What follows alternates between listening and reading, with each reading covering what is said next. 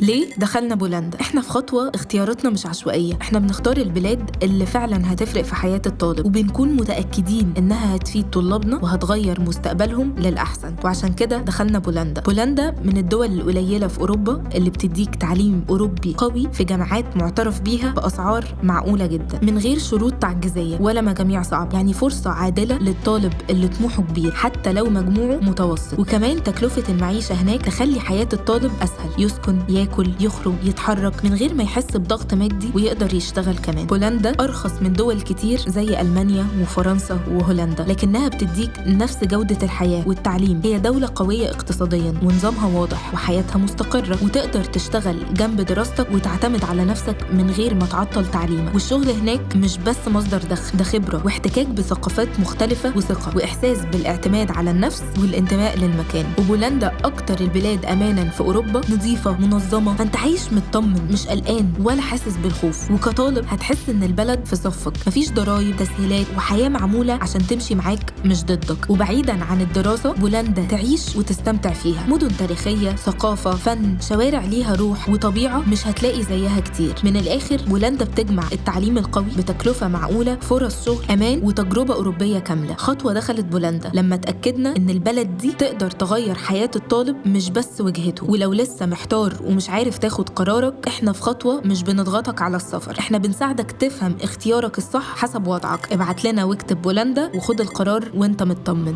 باي.